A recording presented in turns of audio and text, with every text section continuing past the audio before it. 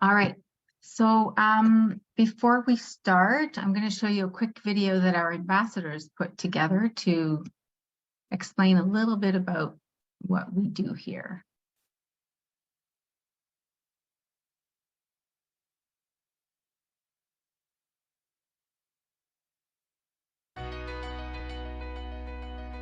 The Montreal Center for Learning Disabilities is a non-profit organization. Our mission is to provide support, understanding, and resources to people of all ages affected by learning disabilities, ADHD, and mild autism. For only $30 a year, you can benefit from discounts to programs and activities, as well as numerous other advantages. Visit ADDvantagesLearning.ca for more details. Thanks for your support.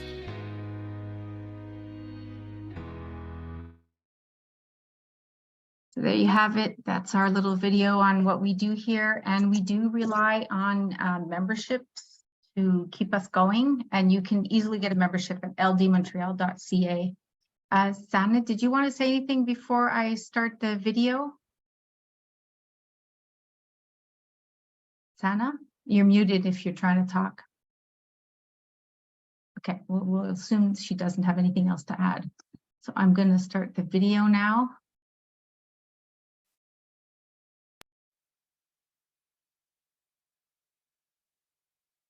Hi, my name is Pam Weiner, and I am the Vice President of the Montreal Center for Learning Disabilities.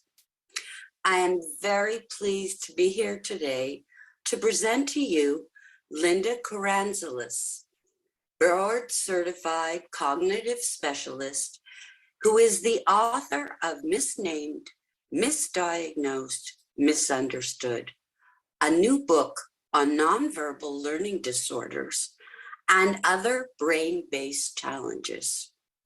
Dr. Ned Hallowell, a psychiatrist, world-renowned expert on ADHD, and the New York Times best-selling author of Driven to Distraction, says Linda's book is vivid, compelling, full of heart and fresh understanding.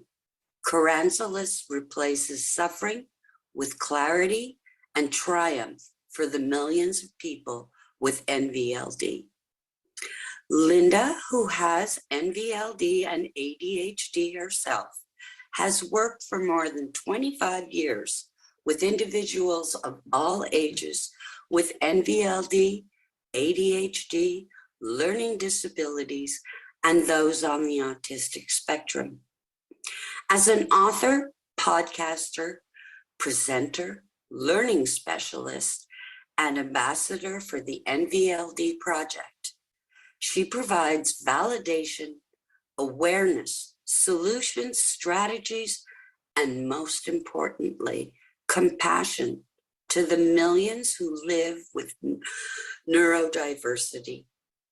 Find out more about her story and her book at www.lindakaranzalis.com. You can buy her book on Amazon, or you can purchase it NVLD Pioneers or Facebook support group. So, hi, Linda. How are you doing today? I'm good. Thanks for the great introduction. Happy to be here. Well deserved. So, Linda, tell us what inspired you to write this book? Well, I grew up in a time where we barely know about NVLD now, but basically nothing was known. And it was very painful. It was very difficult to be different from everybody else and not know why, having no idea why, and people getting mad at me, thinking I was doing things on purpose. And, I obviously wasn't. But it was a tough, long road. And so I wrote this book because this is the book that I wanted to have. And I didn't want other people to suffer like I did. So I kind of felt like a pioneer, I say, because I was on uncharted territory. And before I could help anyone, I had to help myself. And I had to figure it out. I'm very passionate and I have a strong drive. And so that's what I did. And that's why I wrote the book. And like I said, it's kind of like for me a manual to life that I didn't get. So I want to give this manual to other people so that they can live and cope better and have their best life with NVLD. And it's, you know, it's not just NVLD, like I have ADHD with it. And some people have it alone with other neurodevelopmental disorders. I don't like to say disorders, but unfortunately we have to say that to identify it. So I wanted to, that's why I wrote it, and to help people. Okay, so overall, I mean, you just told us part of it, but what is your message to the My message, outside like I said, is it comes from, it's unique because I am a board certified cognitive specialist, former special education teacher, and I also have these difficulties. So I come from a really unique perspective, unlike others, so that I can help them. But that's part of it. And the other thing is like validation, validation, validation, just like, you know, real estate's location, location, location.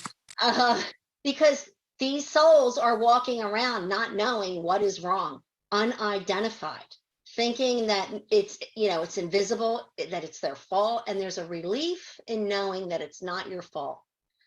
And that, okay, this is what I have and I can move on now.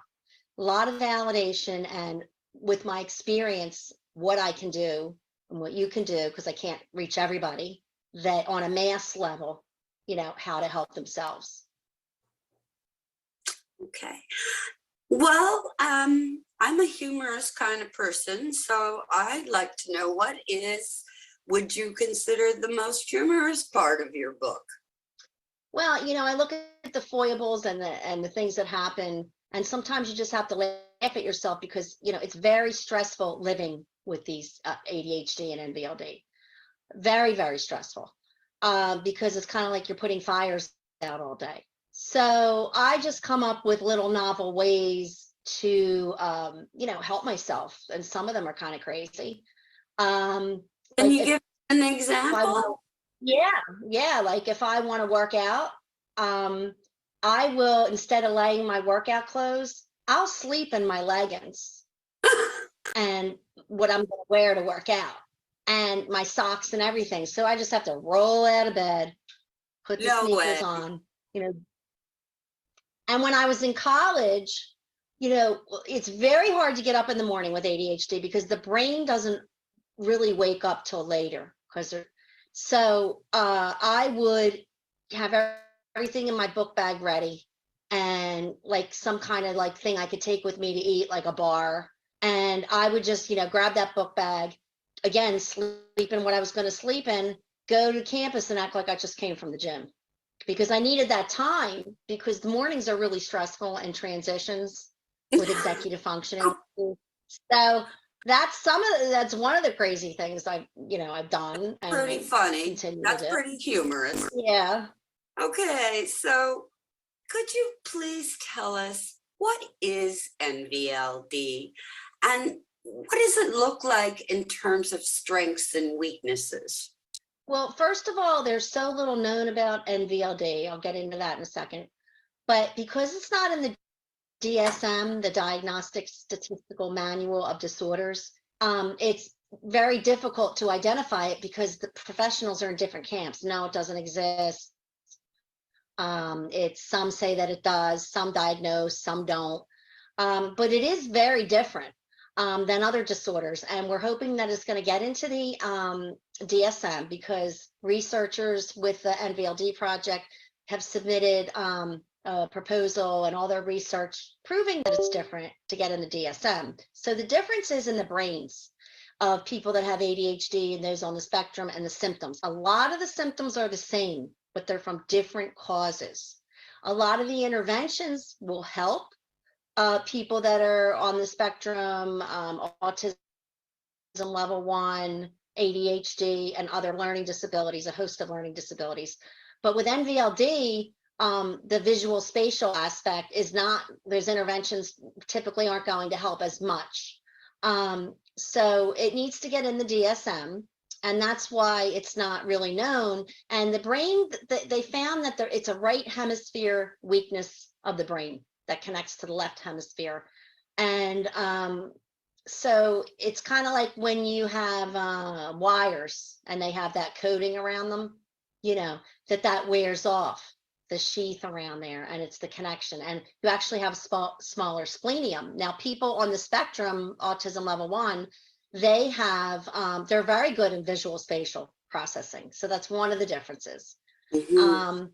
That's what's going on with it, where it stands right now. But it is a visual spatial weakness and coming from the right hemisphere of the brain, which means a host of not processing body language, tone of voice, gestures, unable to maybe identify. So it's social skills difficulties.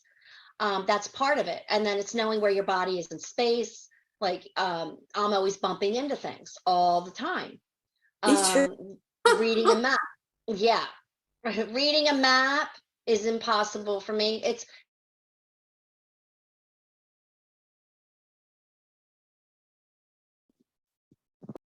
interpreting, analyzing, and making sense of what's coming in visually. Not that you and how you can interpret it, form opinions, come to conclusions. So you tend to see all the details, but not putting them together and see the big picture. So there's a lot of, and math is usually very weak. Now, not everybody fits this profile. It's not a cookie cutter diagnosis. It's like when you met one person with NVLD, you've met one person. So It's like anything it's else, also, a host of symptoms and a yeah, spectrum.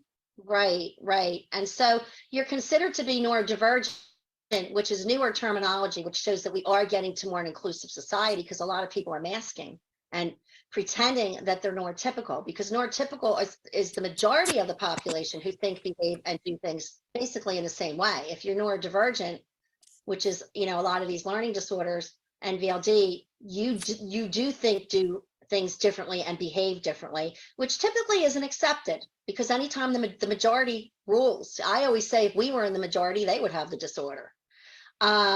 So everybody's not going to think the same way. You can't teach everybody the same way.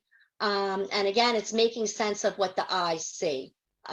So strengths are very good at research, public speaking, exceptional vocabulary. What the diagnosis is, that's the hallmark of it, is you have an above to average to above average verbal IQ. But there's a gap between your perceptual reasoning, which is your other IQ. There's two forms of IQ. There's a gap, and there's like so many points. It used to be, I believe, 15 points, but I don't know. There, you know, this criteria has changed, but it's a gap. So, and that's what's gonna, you know, that verbal IQ, performance, which is now perceptual reasoning, that VIQ, PIQ, they call it, the gap between there, which is gonna really point to whether you have NVLD or not. So it is a different disorder. They typically have difficulties in executive functioning, which also goes with ADHD. Again, Right. it's very stressful, because you're like today, you know, I had my notes, and, you know, I leave things all over the place, could not find them for the life of me. I usually trace where my steps were. I went in the bathroom because I thought, let me take you to the bathroom when I do makeup and stuff, and I'll glance at them. And looking all over the place, and we're supposed to meet. They had fallen into the sink and, you know, were wet. Now, when these things happen, okay, we all do, the neurotypicals do these things, but and so they tend to like discount and invalidate because it's an invisible disorder. Okay, so, but they may do those things, but they don't nearly do them. It's not as chronic, pervasive, and hitting every aspect of life. So a lot of It's times not you're seen all as day lazy. long. No, it's not all day long, and the stress is incredible. So they don't, a lot of people do not validate it. Now, what's interesting is our medical, it's a stigma, because But if you're in a wheelchair, people will accommodate you because they can see it. They're not likely to accommodate you. I mean, I'm well spoken. Look at me. Do I look like I need accommodations? No. I don't have two heads. You know, I'm not in a wheelchair with you know, the majority of the population of, you know, people with NVLD and these invisible disorders. So you're not going to get as much help as if it were visible, but the medical is respected. So you can't see somebody's pancreas if they're having trouble with that. You can't see that somebody has diabetes. You can't see a heart condition, but they get recognized, and that's okay. But this isn't recognized. Anyone with that's neurodivergent. So a lot of people are masking and pretending to be neurotypical.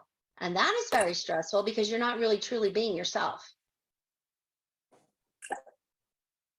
So we say that the population of NVLD, almost 3 million people under the age of 18 in the United States and Canada,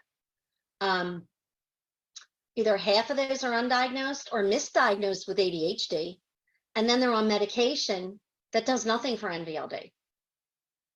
And or they remain undiagnosed, or they're not getting any treatment because of the diagnosis isn't in the DSM.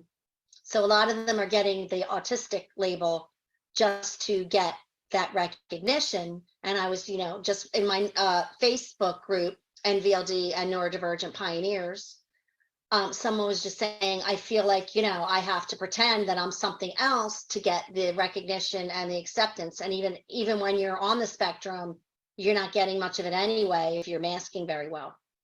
So it's, you know, very misunderstood, misnamed, and misdiagnosed, which is the book, because it's misnamed because the first thing people are like is nonverbal learning disorder. I've had teachers say to me, well, you talk, you're very verbal, but it's nonverbal communication that that you're not getting. And it's very, when you're not understanding what people are saying, you know, they may not understand that you are, you know, as intelligent as you are.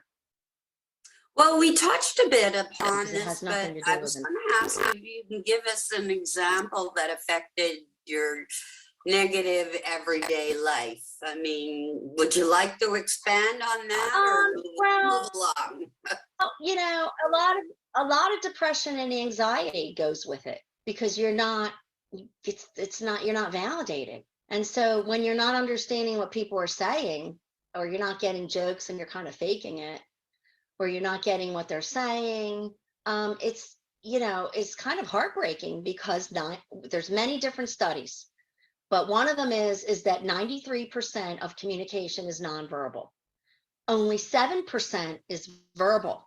You're only getting 7%, so you're going to be literal. It could be embarrassing because you're very literal, because the nonverbal communication changes the complete meaning of the verbal words. So people, you know, that, can you imagine what that's like? It's like you're walking on jello. You don't know, do they like me? Do they not like me? Should I leave? Should I not leave? Should I do this or should I do that? Should I tell them I don't understand or not? What are they going to think? It's constant anxiety. There's a lot of anxiety through the roof with it. So those are, I mean, there's a lot of examples in the book of situations that, of course, now off the top of my head, I can't think of them. I have examples in there. And then I have examples of my clients, like profile, composite. And, you know, one of the things is like with the tulip story. That's a big thing in my book, and that's on my website. When I knew something was wrong, was when I picked my mom's from Holland, and so she loves flowers, and we had tulips, and I picked them at the tops of the heads, and I gave them to her. And, you know, she really wasn't happy, but I did not pick up on the nonverbal communication. She was just like, I went by her words. Well, we're okay. I like them better in the ground. She was being positive, but I'll put these in bowls around the house because I wanted to please her. And so she thought I understood you know, you're not supposed to do that. The next day I finished the job off, and I got in trouble because she was like, you know, you're not supposed to do this, blah, blah, blah, blah, blah, blah, blah. And I got in trouble. And I felt ashamed because I knew something was wrong. And then my father would always say, you ask a lot of questions, because people with NVLD ask a ton of questions because they're not getting it. And words are our world. So that's how we're coping, like you're wearing eyeglasses, you know? And so I would ask a ton of questions, and people don't like it when you ask them questions. They feel that you're challenging them. I mean, I have strategies for all this. So I was very gullible. And one time in school, and it's like, you should know these things. Like, my mom thought I was old enough to pick up on that. So like, I guess, and you're socially and emotionally behind. So you could be like 20 and be on the level of like a 15-year-old. And that's the same with ADHD, because it's neurodevelopmental. And I guess I might have been almost in high school, and somebody was saying that somebody was bothering them. This is in the book, and they were going to hang them from their toes. Another kid said that, and I was like, oh my God, I better not, ever like piss this kid off, because I don't want that to happen to me. Not picking up on the tone of voice and being literal, and you're laughing. It sounds funny, but it's not funny. And that's not to make you feel bad. I'm sure you were really scared of this guy. I was really scared, and this contributes to anxiety. I mean, there's other examples in the book. And this is what people with NVLD go through. And Chris Rock recently diagnosed a couple years ago, and since he's got slapped at the Oscars, now the awareness is through the roof, and the Google searches have gone up. So we're hoping that he's bringing awareness to it. But so there's all different kinds of examples in the book. Okay. Speaking about your book, where can people find your book and more about you? Actually, I have to say, can we see it? Is it nearby? Phenomenal. It's changed my life. Higher. Okay, here it is. And to have Ned Hallowell endorse it, I didn't dream that a couple of researchers from Columbia endorsed it. Ned Hallowell in the beginning of the book, neuropsychologist. Sari Solden, who was groundbreaking for neurodivergent women with ADHD. Dr. Mooney, who is very abreast of it. He's out of Vermont. It's all in the book. The people are going to my in my pioneers group. They're just holding up pictures of the book. They're starting to put them up on the public page. This has changed my life. I haven't gotten there yet, but I will. The validation that they're feeling, and they're just now, if you go on Amazon, the reviews are phenomenal. They're all 5 stars. Parents are buying them, maybe 5 or 6. They're giving them to the child study team, to the teachers, to family members. It's more than I ever dreamed of, because I live for this, and this is my passion. This is my cause, and I don't want anybody to suffer. Thank you, so it Linda. feels really, really good to have this very well to received. you, Linda. Thank you. Thank you. Now, you mentioned the NVLD project. What is your connection to the NVLD project? Well, their primary focus is to get this in the DSM. My connection is, as an ambassador, is to NVLD awareness, because that's what we need. So speaking out, and talking about it, to get out in the media, things like that. Yeah, well, that was actually how I found you, Linda. Was I was looking at the NVLD project, and then saw a YouTube video of you talking about your new book. And I said, "Ooh, I have to have one of those." Yeah, I have a lot of YouTube videos. I have a podcast. I get a lot of good feedback from that, because the book is not clinical. It's got some science in it. It's got stories in it. It's got strategies in it. Anybody could pick this up and read it. So yeah, a lot of people resonate with what I have to say, and so they're feeling less alone. Okay, I think the only thing I missed was not terribly important, just a curiosity. Do women suffer more from NVLD than men? No, Amy Margolis has done a study on that, and it's a 1-to-1 ratio between male and females. Okay, so it's not like ADHD, right? okay, Where which we're boys- not sure of anyways, because we don't know how many undiagnosed females there are. Right, and with ADHD, that's another point where the difference is that's a lack of brain chemicals like serotonin and dopamine.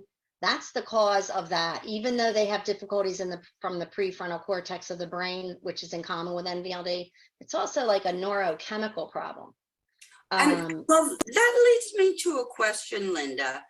Is it easier to assess ADD than NVLD? Like, Oh yeah, because it's not in the DSM, and like I said, there's tons of misdiagnosed people with ADHD. but I mean, you include a checklist Oh yeah, I have in your book. yes, and I remember Which that's is- what you really identified with. Yes, very much so. And it's just like, there's no real test for ADD either. I mean, it's a lot of observational. So It's observational. It's also, you can look at the executive functioning skills and see where they are. But I put in the book, I have a screening, I have a questionnaire for adults. Because this book is for all ages, because I did not want to leave adults out of it. And parents really like that because they are seeing what they're headed for. And, so by reading it and doing this, you can take it to a clinician. I put it in the front of the book because usually these things are in the back of the book, but because so little is known right in the beginning to see if this is something that you're struggling with. So there's a check that it's like the domains, the areas that are affected, and then it's like into these screenings that you can take somewhere like because you have to have a diagnostician, and you have to find one that understands it. knows about it. And I think that right. that checklist in itself is not only good for the person who is reading it, but as you said, to educate the professionals who don't know that much about it. At least you can go with this checklist and say, here are all my behaviors. And this is what I believe they are. Right. Well, that's a good point too, because you take that to a diagnostician, but you have to make sure they understand MDLD. And I'm having people have the therapist read the book because therapy, and that was one of the things that messed me up. Nobody really believed me that I struggled. I mean, I was teaching, and well, you're fine. Even the therapist, and if you get the wrong, most therapists aren't aware of neurodivergent difficulties, and it can be misdiagnosed as borderline personality disorder because of the anxiety and the things that you're struggling with. So there's a section on therapy because if the therapist doesn't understand it, it could do more damage than good. So it's how to find a therapist and what works, what doesn't work. And so a lot of people are giving it to therapists as well. And guidance counselors. Choosing a therapist that understands is important, I believe, whether you have ADD or NVLD, because we know too well that women are being misdiagnosed with depression instead of ADD. And so they're being put on antidepressants instead of stimulants, which is exactly the wrong thing for them. So here you're repeating the same thing all over again. Well, and especially if you're ADHD, it can cause depression if you're unidentified because you're not productive. You're putting fires out all day. You're going to get depressed. So if you're on an antidepressant, it's a byproduct of it, unless it's genetically runs in your family depression, but it's going to cause depression. Absolutely. Because life is a struggle. Life's a struggle, and people hide it. They hide it.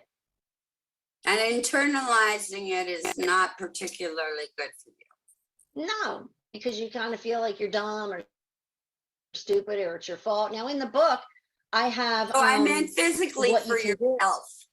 Yeah. Not only mental health. Exactly. Because you can get ulcers like I had gotten. I became school phobic. So there's a mind, body, spirit chapter, what you can do. There's also, it talks about strategies. That's when you had contacted me, you had heard about the strategies. I mean, executive functioning is a big buzzword now, but it's nothing new. It's been around for years and years and years and years. And it's all about using your strengths, which is good, but it's not enough. You have to build those weaknesses up, because if you're in school and you're like in 10th grade and you're on a 6th grade reading level, they're not going to work on that. Or No. now, or whatever, in math, because they will, you have an IEP, but you never seem to catch up. So you really have to work on the true executive functioning skills, which are not accommodations. They're working on long-term memory, active working memory, auditory, visual processing with NVLD. So if these things aren't addressed and remediated, the accommodations aren't going to do anything. And to be honest with you, by the time kids get to high school, they don't want accommodations. They're burned out because, they're not being, they have to conform to what everybody else wants. And that's hard. And they're like, color coding my books, using a timer. I mean, by the time they get there, they know that, they're tired, that it's not going to really, it'll help a little bit. Now, after you remediate this, the strategies will help much better and you'll be able to use them. So when you work on these executive functioning skills, it's kind of like driving is automatic, cruise control is automatic. Like I do needlepoint is automatic. You're not thinking about like, let me put my, hand on the steering wheel, let me turn it. It's just automaticity. And you're thinking about, oh, this is my grocery list. So, it's called brain training, but you have to be careful because there's a lot of programs out there that, they'll take your money and it's not going to do anything. So it has to be done the right way. And you speak to that in your, I know you speak to that in your book. Yeah, and that's what I do with people, with a lot of parent training as well, because you don't get a manual for a kid like this. And parents are at a loss as to, what can I do? And a lot of kids are acting out and getting misdiagnosed as oppositional defiant disorder. But if you were struggling that much and all the adults around you were expecting you to do things and not recognizing why you can't do them, you get a chip on your shoulder and you go into self-protection mode and, because you're misunderstood.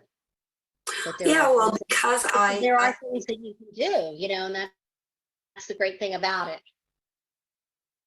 Yeah, it must be. I mean, I know it's difficult because you present as super intelligent because you speak so well and you have such a good vocabulary. Very good speakers. And people look at you and they don't understand what's the matter with you. Why can't you do this? It's so simple. And it's kind of like, I forget, one of the researchers said this, it's, it's not what's wrong with you, it's what happened to you. And then you go into this all post-traumatic stress, because of the way that you're being treated. I've been shamed by teachers, and that's why I became a teacher. So then all this manifests in the body, and, you can have a lot of, PTSD, which is a byproduct problem of trying to conform in society, of coping with it. So that's a shame. That's why we need awareness. So we don't have to like Ned Hallowell had said when one of the reviews on Amazon that this book will save you years in advance. And Dr. Mooney said that because now you're going to have the awareness. You're not going to have downward spirals that are going to affect the rest of your life because, and that's what the book's doing for a lot of people. Well, Linda, from a personal standpoint, I have to say, I thank you for writing this book. And, but I'd like to say to our audience out there that it's a wonderful book that Linda has written. If you think that you might possibly have nonverbal learning disorder or your child, or someone you know, I would definitely recommend getting Linda's book just for going through the checklist and then reading it through for the rest, for the strategies and the understanding. But it is really comprehensive, and it put the pieces of my life in perspective. And I thank you very much for that, Linda. And I thank you for being here today and sharing this with our audience. I mean, we need to get this information out there, and that's what the MCLD does. We disseminate the most current, up-to-date information to help parents and kids who are struggling with learning differences and neurodivergency. So thank you once again. And we hope we'll have you back again. Yeah, and I just wanted to say, for the awareness, you can go to my website. Everything is, all the social media is on there, and the support group not only helps NVLD, but people that are just neurodivergent. So all that stuff is on my website, and that's just my name, if you can spell it. It's a mouthful. It's LindaKaranzalis.com. And then there's a link to my learning center on that site as well, what you can do about it. Thanks for having me. I really appreciate it. And since Linda's put her book out, she's been inundated with requests. So that's why she wrote the book, because that's why I wrote the book. She can't help all the people that want her help. But there's something that's going to be coming that that I'm working on. It's going to help a lot more Let's people. surprise them. I will talk about that. Yeah. Okay. Okay. Thanks again, Linda. And giving me the opportunity. Thank you. Bye. Bye.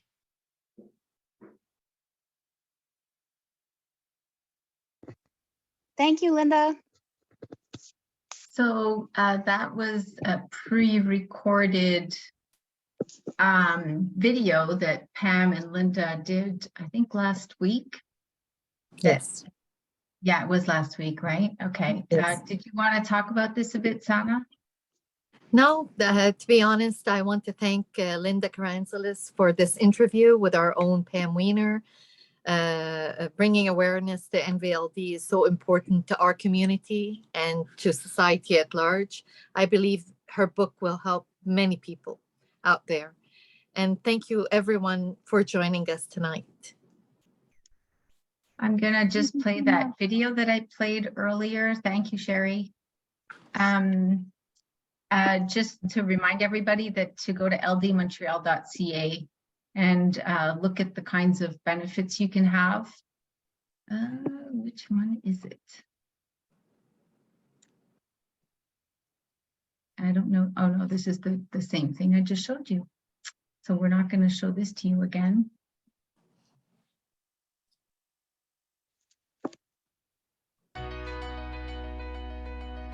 The Montreal Center for Learning Disabilities is a non-profit organization. Our mission is to provide support, understanding, and resources to people of all ages affected by learning disabilities, ADHD, and mild autism. For only $30 a year, you can benefit from discounts to programs and activities, as well as numerous other advantages. Visit addmontreal.ca for more details. Thanks for your support.